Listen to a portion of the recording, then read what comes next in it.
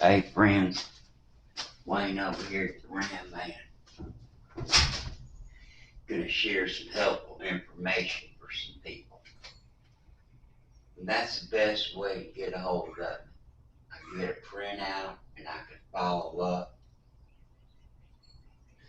I love talking to people. Running a machine shop. Keeping up with 3 or 4 monkeys.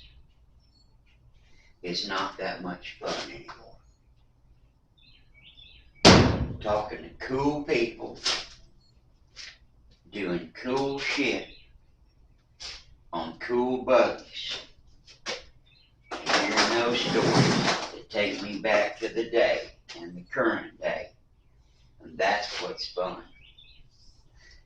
Now we get a lot of phone calls a day because a lot of the things that we offer nobody else has. And so there's a lot of inquiries. And the other thing is, there's a lot of people that have mechanical brake problems and hydraulic brake problems and vacuum brake problems. So you can really break it into 3 categories. Do I have a vacuum problem, booster such, a hydraulic problem, the whole system, or do I have a mechanical problem? Caliper's not working, shoes not working. There you go. Hoses stopped up, hoses ballooning. So, anyway, and I try to help out those folks. So, what do we have here? I've had this for years, but I haven't made any videos about it because, frankly, we're pretty damn busy. I put in a lot of hours, but I love what I do. So, what we have here is we have a disc brake system for an older Dana 60, typically what you see on your Dodges and Fords.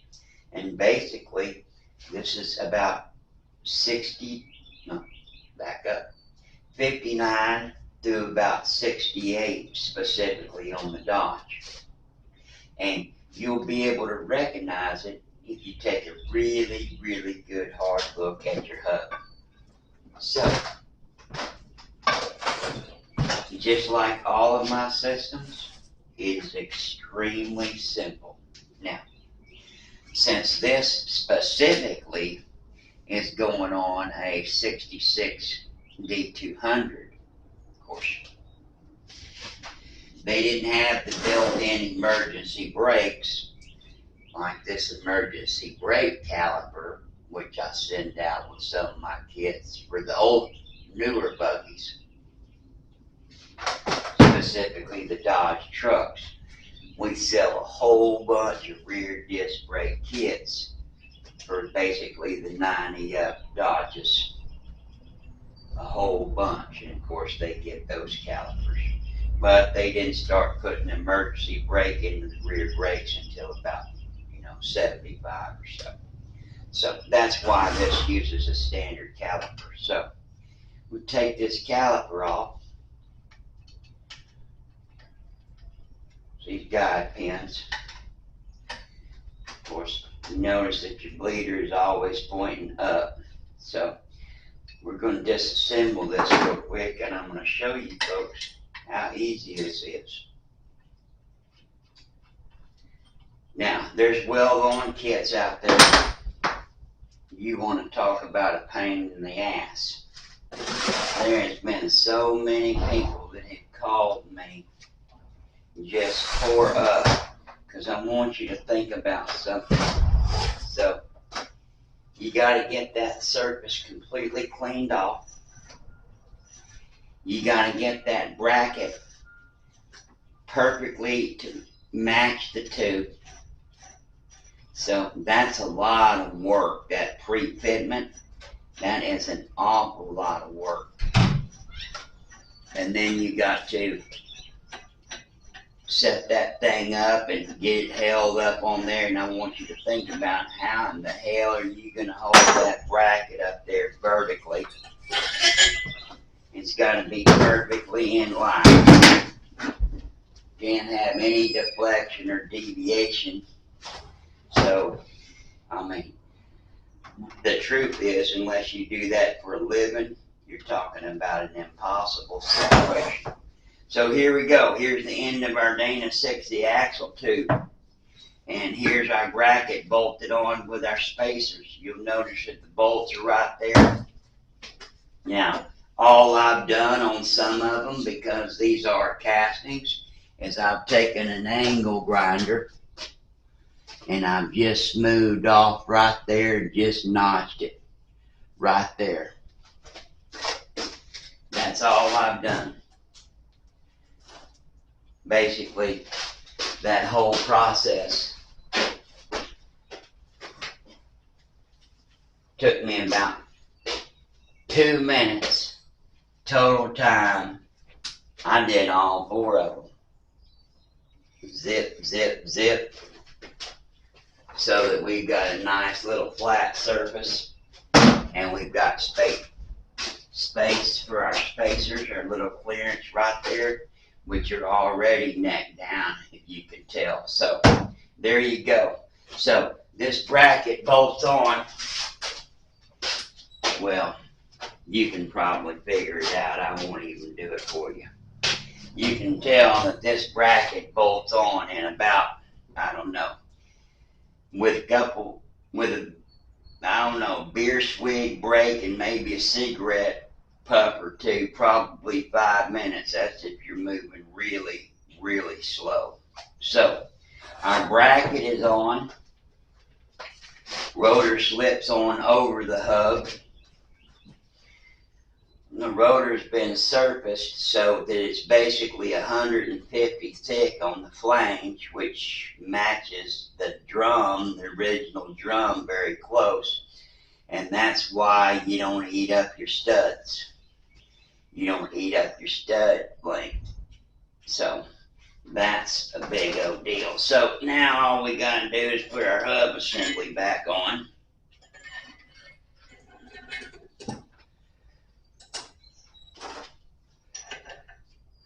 So you can probably figure out that the truth is that it is going to take you a lot longer to get that old bullshit off than it is to mount on your new stuff.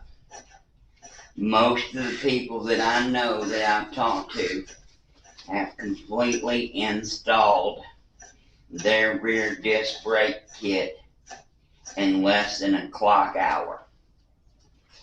And the shops that call me are kind of disappointed. And here's our caliper.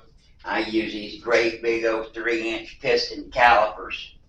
These are some of the biggest that were ever made, and they're the most powerful, some of the most powerful calipers ever made. A lot of bang for the buck. You have to think about something.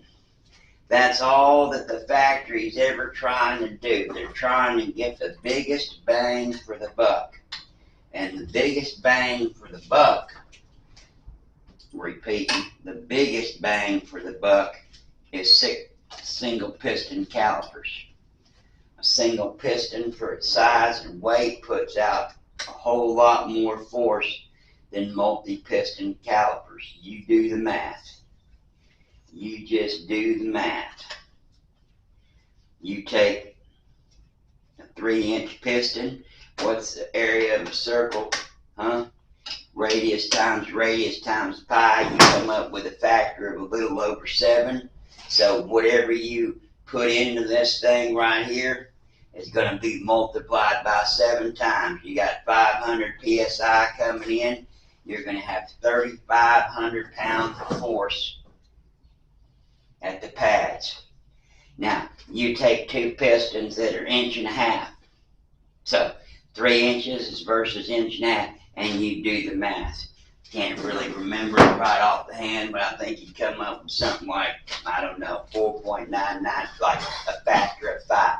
So, 2 pistons, 1.5 inches, which is the same size as a 3-inch piston, puts out 30% less force. 30% less force, factor of 5 versus 7, so you figure it out. So there you go, my friends. That's how simple you got your disc brake kit for this hub right here, and all of them that I put out are real simple for, 59 to 68 Dana 60 full floater, like on an old Dodge truck or one of the old Ford trucks typically. So there you go. Straightforward, just as easy as can be. Completely change your buggy and give you that nice feel that you got on your car today. If you've got the front, having them four-wheel disc brakes. You know how much control that you have? That's the thing about disc brakes, because it's working off of pure hydraulics and not so much mechanical like springs and shoes and wheel cylinders moving out. See, disc brakes is almost perfectly linear. That's why you have such control. You can just creep forward if you're really good on a four-wheel disc brake car. Creep. You can almost pull up on a little frisbee or whatever.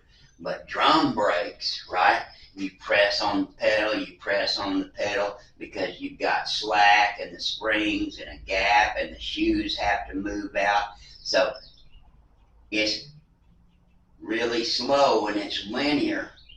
But then when the shoes grab, it goes almost straight up. That's why you get that jolt and that all or nothing effect sometimes. You push on the pedal, and you don't feel anything until you get that. That's the process of drum brakes. Anyway, God bless you. God bless America, and happy trucking. Get you some disc brakes.